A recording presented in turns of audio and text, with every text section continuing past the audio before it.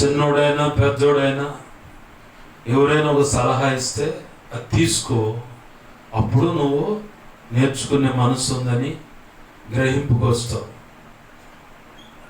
ప్రభునందు ప్రియమైన దేవుని బిడ్డలారా, దేవుడు మాట్లాడుతూ ఉన్నాడు. వాగ్దానము పరిచర్కి ఇచ్చాడు, ఓకే. కుటుంబానికి కూడా వాగ్దానం ఉంది. అబ్రహాంకి ఇచ్చిన వాగ్దానమే, లేదా నీకు ప్రత్యేక వాగ్దానం ఇస్తే ఆ వాగ్దానాన్ని ఎత్తిపట్టు, ప్రభు పాదాలు పట్టుకో. ఒకవేళ ఒక కొడుకుగా కూతురుగా నువ్వు ఉన్నావా? ఒకప్పుడు ఈ శాపం మా ఇంట్లో ఉందయ్యా, మాకు ఇప్పుడు అది వద్దు.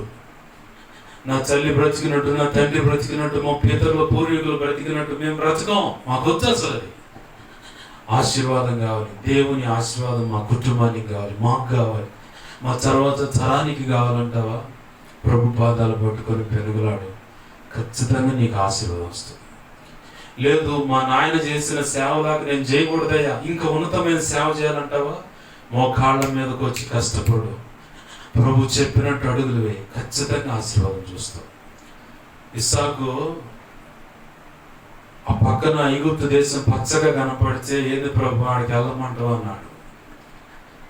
వద్దు, అవసరం లేదు, ఇక్కడే ఉండు, నేను చెప్పినట్టు అడుగులే అన్నాడు. దేవుడు చెప్పినట్టు ఇస్సాకు అడుగులేస్తే నూరంతలు పరిచిపోదామంటే అసలు వానలు లేవు, అంత కరువు పరిస్థితి. కానీ దేవుడు ఇచ్చిన ఆలోచన చొప్పున అడుగులు వేస్తే అక్కడున్న రాజుకు వ్యసనం పుట్టింది. వయ్యా, నీకు దండం పెడతాం కానీ నువ్వు ఎక్కడి నుంచి వెళ్ళిపో, మమ్మల్ని మించిపోయావు నువ్వు. లేఖనం చెబుతుంది, ఇస్సాకు క్రమక్రమముగా అన్ని విషయాల్లో ఆశీర్వదింపబడ్డాడు. కారణం ఏంటి?